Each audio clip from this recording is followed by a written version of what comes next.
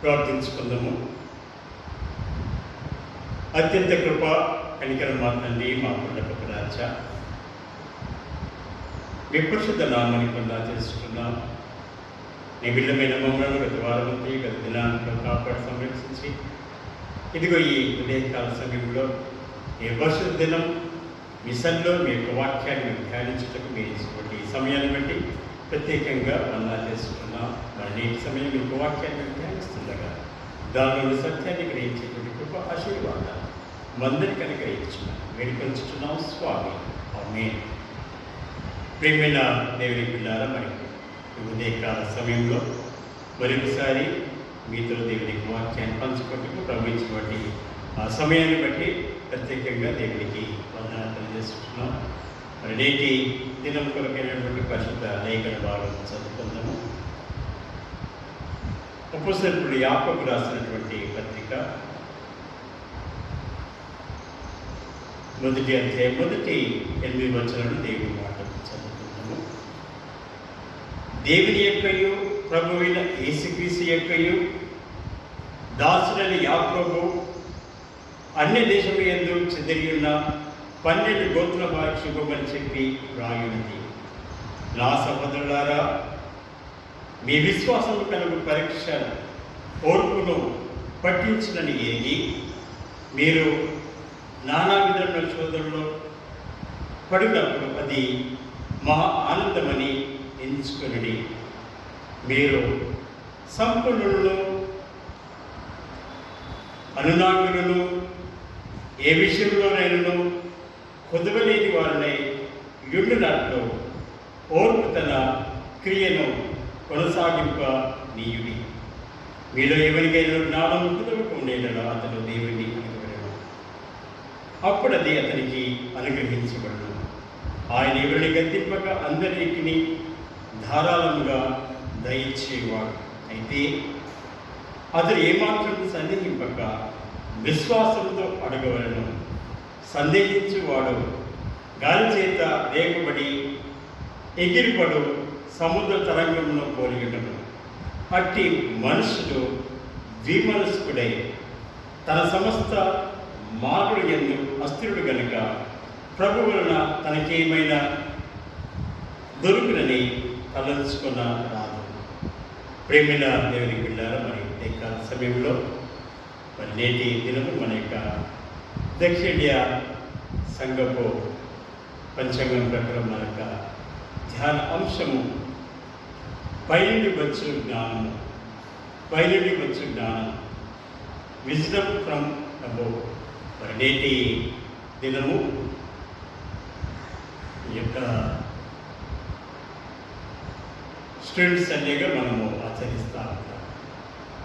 మరి ప్రతి సంవత్సరం జూన్ 13 నుంచి నెక్స్ట్ ఇయర్ మార్చి 23 వరకు మరి అకాడమిక్ ఇయర్గా మనము కలుస్తూ ఉంటాం. దాన్ని బట్టి ఈ యొక్క జూన్ మాసంలో మరి ఏదైతే మార్చి ఏప్రిల్లో ఎగ్జామ్స్ ద్వారా పాస్ అయినటువంటి బిడ్డలు ఒక తరగతి ప్రమోట్ అయ్యి మరి ఇంకొక తరగతిలోనికి వచ్చేటువంటి స్థితిని మనం చూస్తూ ఉంటాం. కాబట్టి అందుకని స్టూడెంట్స్ అనగా స్టూడెంట్స్ సండేగా మనము ఆచరిస్తున్నాం.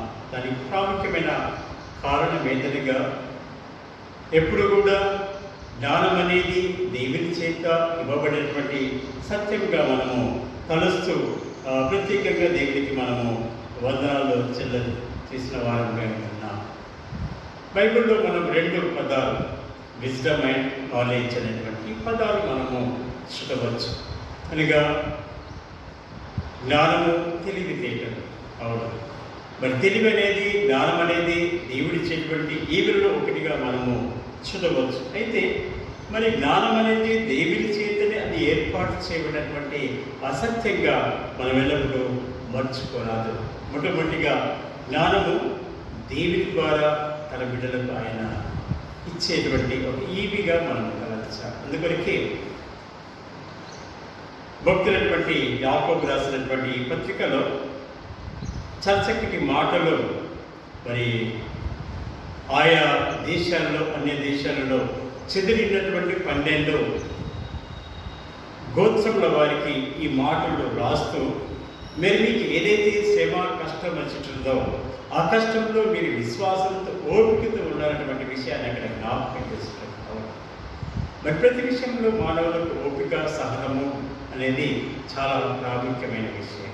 మరి విశేషంగా స్టూడెంట్స్ మరి ఎప్పుడైతే వారు ఓపికతో, శ్రద్ధతో వారు చదువుతూ ఉంటారో మరన్నింటిలో కూడా వారు గొప్పవారుగా ఉండగని గొప్ప అవకాశం ఉంటుందన్నటువంటి సత్యాన్ని మనము చూడవచ్చు. ఇక్కడ ఒక చక్కటి మాట అంటారు 5వ వచనంలో, మీరు ఎవరికైనా జ్ఞానము కొదవగా ఉండేలా అతను దేవుని అడిగవలను.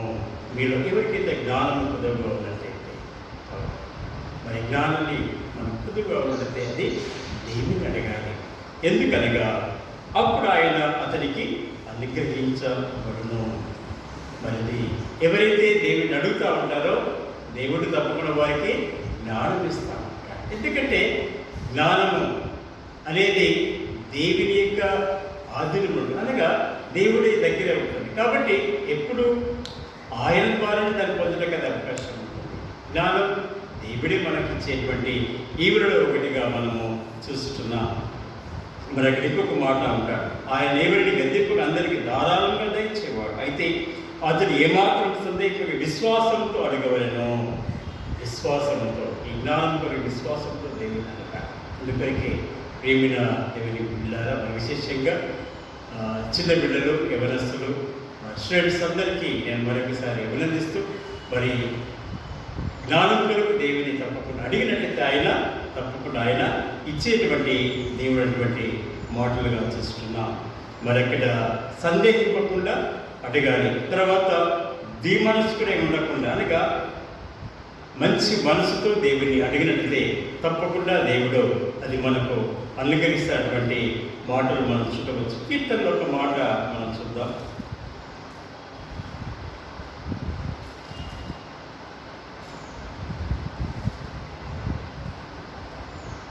కీర్తన గ్రంథం 119. యెహోవా నీ కట్టడలు అనుసరించడం నాకు నేర్పుమంటున్నాడు. నీ కట్టడలు అనుసరించడం నాకు నేర్పుము. మరి ఇక్కడ ఈ జ్ఞానము దేవునిలో భక్తిని, విశ్వాసాన్ని మనలో కలగజేసింది. ఇంకొక మాట అంటాము, అప్పుడు నేను కడమట్టుకు వాటిని గైకొందును, నీ ధర్మశాస్త్రం అనుసరించుటకు నాకు బుద్ధి దయచేయము. అప్పుడు నా పూర్వజంతో నేను దాని ప్రకారము నడుచుకుందును. నీ ఆజ్ఞలు నేను ఆనందించున్నాను, దానిలో నన్ను నడవచేయము. ప్రేమిన దేవుని పిల్లారా, మరి జ్ఞానాన్ని అడిగితే మరి జ్ఞానం మనలో గొప్పతనాన్ని జ్ఞాపకం చేస్తుంది, అది కలగజేస్తుంది. అది ఎల్లప్పుడూ రక్షణ కలగజేసినటువంటి ఆ సత్యాన్ని కూడా మనం చూస్తున్నాం. అదే రీతిగా ఈ జ్ఞానం అనేది మనకు ఒక మాట 119:5 వచనంలో, నీ వాక్యం నా పాదము దీపము నా త్రోవ వెలుగున అయినది. అనగా మంచి మార్గంలో, సత్మార్గంలో అది దేవుని గురించినటువంటి జ్ఞానం మనలో నడిపిస్తుంది. కాబట్టి జ్ఞానం కొరకు మనము ఎదురు చూసే వారంగాను, జ్ఞానాన్ని పొందే వారంగా ఉండాలన్నటువంటి మాటలు ఇక్కడ జ్ఞాపకం చేస్తున్నాం.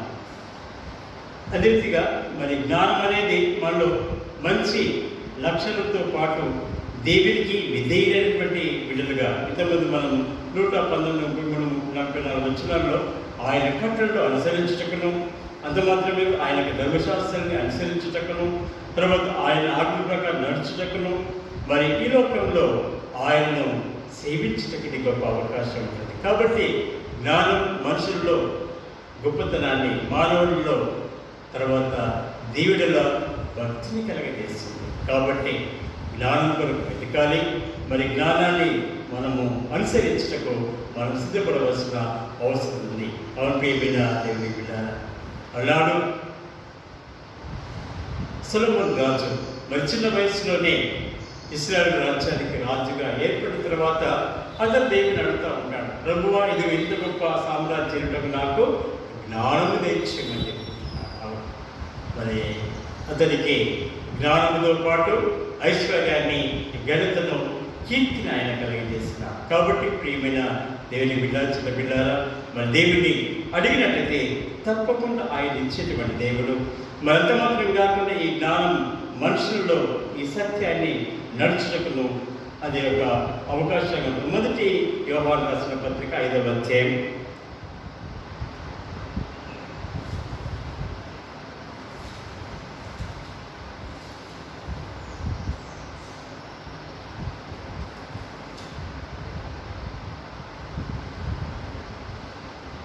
20వ వచనం, మనము సత్యవంతులైన వారిని ఎరుగవలనని దేవుడి కుమారుడు వచ్చి మనకు వివేకము అనుగ్రహించినాడని ఎరుగుదుము. మరి మనం సత్యవంతులైన వారిని ఎరుగవలనని, సత్యవంతులైనటువంటి దేవుడిని తెలుసుకోవడం. మరి జ్ఞానం ఏమన్నట, మరి ఈ లోకములు సత్యవంతులైనటువంటి జ్ఞానాన్ని ఎదుగులోకి చేస్తాం. అందుకొరకు ఒకటి మంచి చెడులు తెలుసుకునేటువంటి విచక్షణ జ్ఞానం మనకు కలుగుతుంది. మనలో ఉన్నటువంటి మూర్ఖత్వాన్ని మనం తొలగించుకొని మనలో మంచికి మనము తెలుసుకోవటం. అందుకని ఇక్కడ మనం సత్యవంతులైన వారిని ఎరుగవలనని, సత్యవంతులైన దేవుని మనం ఎరగవలనని దేవుని కుమారుడు వచ్చి మనకు వివేకమును అనుగ్రహించున్నాడని ఎరుగుదము. మరి యేసుక్రీస్తు ఈ లోకానికి వచ్చేటువంటి కారణం ఏదనగా మానవుల్లో జ్ఞానాన్ని పెంపొందించడానికి ఆయన వచ్చినాడు, మానవుల్లో సత్యాన్ని పెంపొందించడానికి ఆయన వచ్చినాడు. అవును, మరి పిల్లల ముందు కూడా ఇదిగో యొక్క ఈశ్వరుడు పలికినటువంటి మాటలు నా మార్గము సత్యంతో కూడినటువంటి మాటలు. మరి ఎవరైతే నన్ను అంగీకరిస్తారో వాటిని దాన్ని నడుస్తారన్నటువంటి మాటలు మనం చూడవచ్చు. కాబట్టి ప్రియమైన దేవుని బిడ్డారా, చిన్న బిడ్డారా, మరి జ్ఞానం కొరకు మనము వెతకాలి, దాన్ని పొందుట కొరకు సిద్ధపడవలసిన అవసరం ఉంటుంది. ఇంకొక కొన్ని మాటలు నేను సామెత గ్రంథంలో ఈ యొక్క జ్ఞానం కొరకు మనం ఏం చేసి ఏ విధంగా మనకు రక్షణ కలిగిస్తుంది. సామెత 2వ అధ్యాయం 3వ వచనం, తెలివికై మొరపెట్టినలా, వివేచనకై మనం చేసినలా, వెండిని వెతికినలా, దాచబడి ధనము వెతికినలా, యెహోవా యందు భయభక్తుల ఎట్టులో నీవు గ్రహించెదవు. మరి తెలివికై మొరపెట్టినలా, మరి వివేచనకై మనం చేసినలా, తెలివి, వివేచన, జ్ఞానం, విజ్డమ్. మరి వెండిని వెతికినట్టయితే, వెండి అనేది మరి ఏ విధంగా అయితే వెండి కొరకు ఏ విధంగా అయితే ఈ యొక్క శాస్త్రవేత్త వద్ద కూడా దాన్ని వెతుకుతూ ఉంటాం. మన అదే రీతిగా దాని కొరకు మనం వెతికిన ఎట్లా యెహోవా యందు భయభక్తుల ఎట్లో నీవు గ్రహించెదవు. దేవునికి వచ్చిన విజ్ఞానము నీకు లభించు. అప్పుడు మరి దేవునికి వచ్చినటువంటి జ్ఞానం. కాబట్టి ప్రియమైన దేవునికి బిడ్డారా, ఏ విధంగా ఈ లోకంలో మంచిని కలిగి జీవించాలి, ఏ విధంగా ఈ లోకంలో న్యాయం ప్రకారం సత్యం ప్రకారం జీవించటకు ఇదిగో జ్ఞానము మనలో మంచితనాన్ని కలగజేస్తుంది. కాబట్టి మరి నేటి దినాలను చూసిన ఇక్కడ చూసిన మోసం, అన్యాయం, అబద్ధాలు, తప్పుల జీవితం, తర్వాత అనేకమైనటువంటి తప్పు జీవితానికి కారణం ఏదనగా మరి వారి వేరు విచక్షణ కోల్పోవడం ద్వారా, దేవుడికి వచ్చినటువంటి జ్ఞానాన్ని వారు తెలుసుకోలేకపోవడం ద్వారానే ఇది జరుగుతున్నటువంటి మాటలు ఇక్కడ తెలుసు. అయితే మరి ఎవరైతే ఆయన జ్ఞానాన్ని అనుసరిస్తూ ఉంటారో వారు ఆయన ఎల్లప్పుడూ కూడా దీవించబడతా ఉంటారు. మరికొక మాట కూడా ఇక్కడ చెప్తూ ఉంటున్నాడు 4వ అధ్యాయం సామెతల్లోనే 6వ వచనం, జ్ఞానం విడువక ఉండేది అది నిన్ను కాపాడును, దాన్ని ప్రేమించిన అది నిన్ను రక్షించును. మరి జ్ఞానం విడువక ఉండేది అది నిన్ను కాపాడుతుంది. మరి జ్ఞానం ఏంటంటే మనకు కాపుదల కలిగజేస్తుంది, రక్షణ కలిగజేస్తుంది, ఏదైనా విధేయత కలిగజేస్తుంది, అన్నింటిలో కూడా మరి ఉన్నత స్థానానికి అది నీకు చేస్తున్నటువంటి మాట. అందుకని ఇక్కడ జ్ఞానం సంపాదించే జ్ఞానాంశంలో ముఖ్య అంశం నీ సంపాదన అంతా ఇచ్చి బుద్ధి సంపాదించుకుంటావు. నీ సంపాదన అంతా అన్నిటికంటే మనకున్నటువంటి డబ్బులు ఇవన్నింటినీ కూడా మనం ఇచ్చి జ్ఞానాన్ని సంపాదించుకోవడానికి మనం ప్రయత్నం చేయాలి. మరి ఎప్పుడైతే నువ్వు జ్ఞానం చేస్తూ ఉంటావో, ఎప్పుడైతే అది పోతావో అది నీకు మరి ఈ లోకంలో దేవునికి మరి దేవుడి బిడ్డలుగా అంతకంటే ప్రాముఖ్యం. ఇంకా 29 వచనాల్లో 8వ అధ్యాయం సామెతల్లో దాన్ని గొప్ప చేసి అది నేను హెచ్చించును, దాన్ని కావచ్చు అది నీకు ఘనత తెచ్చును, అది నీ తలకు అందమైన మార్గ కట్టును, ప్రకాశమైన కిరీటము నీకు దయచేయును. మరి ఇదిగో జ్ఞానాన్ని మనం పొందినట్లయితే మరి జ్ఞానం మనలో మనందరూ కూడా హెచ్చిస్తుంది. అందరికంటే కూడా ఉన్నత స్థానానికి, ఉన్నతమైనటువంటి ఆ స్థితిలోనికి అది కలిగించేస్తున్నటువంటి మాటలు మనం చూడవచ్చు. దాన్ని కౌగలించడం అంటే చదవాలి, తర్వాత దానికి ఎల్లప్పుడూ కూడా పఠించాలి. మరి అదే రీతిగా ధ్యానం చేసినట్లయితే అది నీకు ఘనతను గొప్పతనాలు చేస్తుంది. అంత మాత్రం కాకుండా నీ తన గ్రంథమైన మాలిక కట్టులో ప్రకాశం కిరీటం అనగా ఉన్నత స్థానాన్ని మనం చూస్తున్నాం. ప్రేమిన దేనికి వెళ్ళారా? మరి నేటి దినాలు మనం చూస్తుంది కదా, మిస్ వరల్డ్, మిస్ యూనివర్సిటీ మరి ఇటువంటి కారణంగా వారికి ఉన్నటువంటి జ్ఞానం, తర్వాత వారి యొక్క అందాలు ఇవన్నీ కూడా మనం చూస్తూ ఉంటున్నాం.